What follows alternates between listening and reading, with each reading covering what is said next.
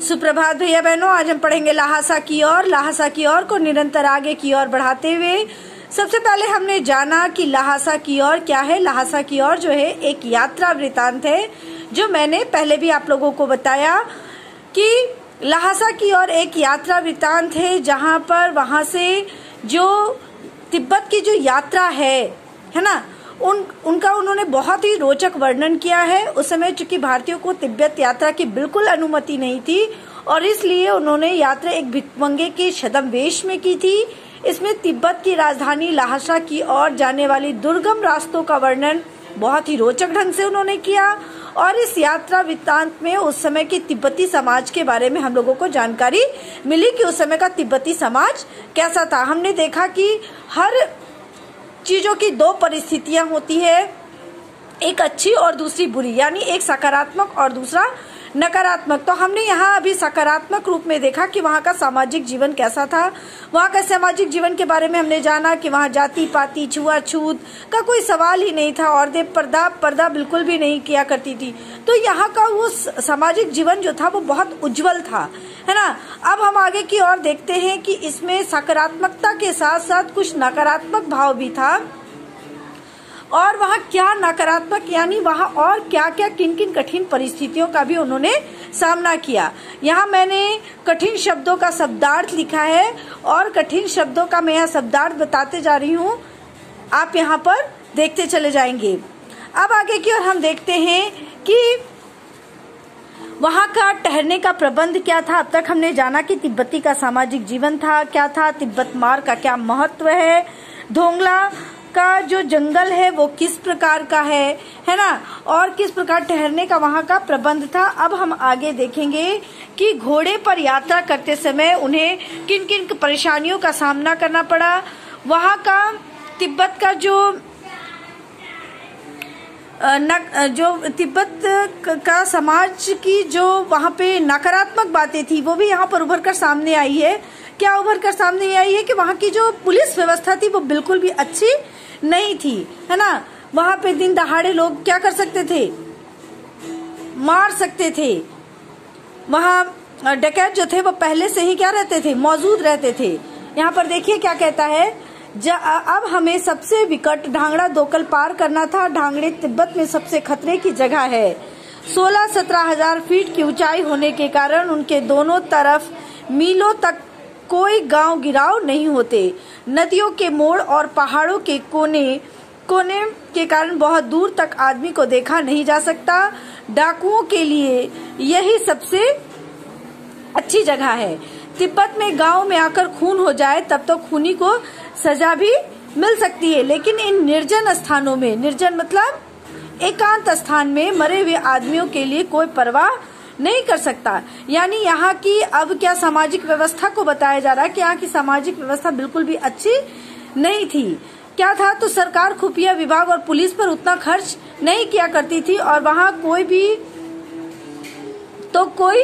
मतलब वहाँ क्या बता रहा है कि वहाँ गवाह भी तो कोई नहीं मिल सकता। डकैत पहले आदमी को मार डालते हैं, इसके बाद देखते हैं कि कुछ पैसा है कि नहीं। इससे क्या पता चलता है कि वहाँ का जो कानूनी व्यवस्था है वो बिल्कुल भी क्या है, चरमराया हुआ है, बिल्कुल भी अच्छा नहीं है। हथियार का कानून न रहने के कारण यहाँ लाठी की तरह लोग पिस्तौल बंदूक लिए फिरते हैं। डाकू यदि जान से न मरे तो खुद उसे अपने प्राणों का खतरा है। गांव में हमें मालूम हुआ कि पिछले ही साल धोंगला के पास खून हो गया। शायद खून की हम उतनी परवाह नहीं करते क्योंकि हम भिखमंगे थे और जहाँ कहीं वैसी सूरत देखते टोपी उतार जीभ निकाल कूची कूची एक पैसा कहते भीख मांगने लगते। लेकिन पहाड़ की ऊंची चढ़ाई थी, पीठ पर सामान लाद कर कैसे चलते, और अगला पड़ाव 16-17 मील से कम नहीं था। मैंने सुमति से कहा यहाँ से लंगोर तक के लिए 2 घोड़े कर ले, सामान भी रख लेंगे और चढ़ लेंगे। अब आगे देखिए किस प्रकार से दोनों मित्र का क्या होता है, एक दूसरे से भटकाव हो जाता है ना। दोनों एक दूसरे से किस प्रकार से अलग हो जाते हैं। लेखक का घोड़ा जो है बहुत धीमे से चल रहा होता है और वह कहीं ना कहीं क्या होता है, पिछड़ जाता है। आगे 2 रास्ते जाते हैं और दोनों क्या होते हैं, वो एक दाएं रास्ते पर चल पड़ते हैं और दूसरे बाएं रास्ते पर चल पड़ते हैं। और 1.5 मील चलने के बाद पता चलता है कि वो रास्ता क्या हो गया है, भटक गए हैं, शाम को 4-5 बज जाते हैं और सुमिति उसका क्या करते रहता है, इंतजार करता रहता है और वो बहुत गुस्से से लाल हो जाता है। इसका वर्णन यहाँ उन्होंने किया है। तो देखिए क्या वर्णन किया है कि दूसरे दिन हम घोड़े पर सवार होकर ऊपर की ओर चले। डाड़े से पहले एक जगह चाय पी और दोपहर के वक्त डाड़े के ऊपर जा पहुंचे। हम समुद्र तल से 17-18 हजार फीट ऊंचे खड़े थे। हमारी दक्षिण तरफ पूरब से पश्चिम की ओर हिमालय के हजारों श्वेत शिखर चले गए थे। श्वेत शिखर मतलब सफेद चोटियां। बीटे की ओर दिखने वाले पहाड़ बिल्कुल नंगे थे, न वहाँ बर्फ की सफेदी थी, न किसी तरह की हरियाली। उत्तर की तरफ बहुत कम बर्फीली वाली चोटियां दिखाई पड़ती थी। सर्वोच्च स्थान पर डाढ़े की झाड़ियों से सजाया गया था। अब हमें बराबर उतराई पर चलना था। चढ़ाई तो कुछ दूर थोड़ी मुश्किल थी, लेकिन उतराई बिल्कुल नहीं। शायद 2-1 और सवार हाथी हमारे साथ चल रहे थे। मेरा घोड़ा कुछ धीमे चलने लगा। मैंने समझा कि चढ़ाई की थकावट के कारण ऐसा कर रहा है और उसे मारना नहीं चाहता था। धीरे धीरे वह बहुत पिछड़ गया और मैं दोनिस्तो की तरफ अपने घोड़े पर झूमता हुआ चला रहा था।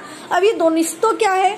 तो ये एक स्पेनिश उपन्यासकार, ठीक है, सार्वे तेज की उपन्यास डॉन क्विक्सोट का क्या है, एक नायक है जो घोड़े पर चलता है। उससे उन्होंने क्या किया, इसकी तुलना की है। जो क्या कर रहा था, बहुत धीरे धीरे चल रहा था। जान नहीं पड़ता कि घोड़ा आगे जा रहा है या पीछे। जब मैं बाएं का रास्ता ले मील 1.5 मील चला गया आगे, कुपर में पूछने से पता लगा कि लंगोर का रास्ता दाहिने वाला था। फिर लंगोर उसी को पकड़ा। 4-5 बजे के करीब मैं गांव से मील भर था तो सुमिति इंतजार करते हुए मिले। मंगोलों का मुंह तो वैसे ही लाल होता है। ऐसे भी जब देखते हो कि जब हम गुस्से होते हैं तो ऐसे हम क्या कहते हैं कि गुस्से में लाल हो जाना, है ना।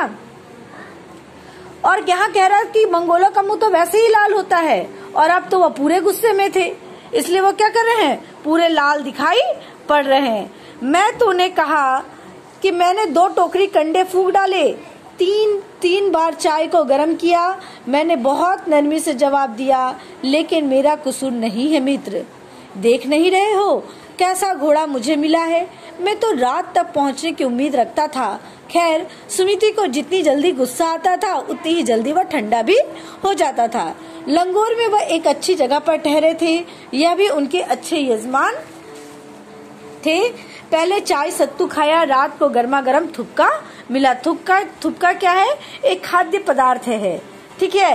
अब हम लोग आगे पढ़ेंगे तिंगरी समाधि गिरी कि ये तिंगरी क्या है, एक विशाल मैदान है जिसमें चारों ओर पहाड़ियां हैं। विशाल मैदान के भीतर एक पहाड़ी थी जिसका नाम है तिंगरी समाधि गिरी। उसके पास अनेक गांव थे जिनमें सुमति के क्या रहते थे, यजमान रहते थे। सुमति जब जगह चाहते थे ताकि उन्हें गंडे क्या कर सके, उस जगह पर जाना चाहते थे जहां पर वो क्या कर सके, अपने गंडे को पहुंचा सके। लेकिन लेखक क्या करते हैं, उनको मना लेते हैं हर जगह नहीं जाने के लिए। क्यों मना लेते हैं, क्योंकि उनको क्या करना था, शेखर विहार जल्दी ही क्या करना था, पहुंचना था।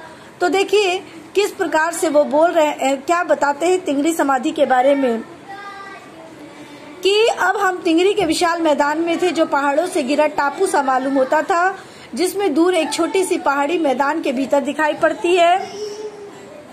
उसी पहाड़ी का नाम है तिंगरी समाधि गिरी। आसपास के गांव में भी सुमति के कितने ही यजमान थे। कपड़े की पतली पतली चीरी पत्तियों के गंडे खत्म नहीं हो सकते थे, क्योंकि बोध गया से लाए कपड़े के खत्म हो जाने पर किसी कपड़े से बोध गया का गंडा क्या कर लिया जाता था, बना लिया जाता था, एक प्रकार का ताबीज। वह अपने यजमानों के पास जाना चाहते थे। मैंने सोचा ये 2 हफ्ता भर उधर ही लगा देंगे। किसने सोचा, लेखक ने, है ना। मैंने उनसे कहा कि जिस गांव में ठहरना हो उसमें भले ही गंडे बांट दो, मगर आसपास के गांव में मत जाओ। इसके लिए मैं तुम्हें लहासा पहुंचकर रुपये क्या कर दूंगा, दे दूंगा, कि उस गंडे से जो भी तुम पैसे कमाओगे उस पैसे की कीमत मैं तुमको क्या कर दूंगा, चुका दूंगा।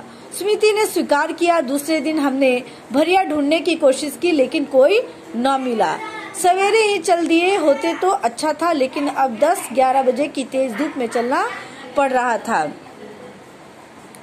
अब आगे हम देखेंगे कि तिब्बत का जो तेज धूप था किस प्रकार उनके शरीर पर लगता है और किस प्रकार से वो क्या होते हैं, उस गर्मी को सहते हुए कहाँ पर पहुंचते हैं, शिखर विहार में पहुंचते हैं, है ना। ये वो विहार क्या है उसके बारे में हम जानेंगे, कौन से मठ की बात कर रहे हैं, अगले वीडियो में हम इसके बारे में जानेंगे। आज के लिए इतना ही, धन्यवाद।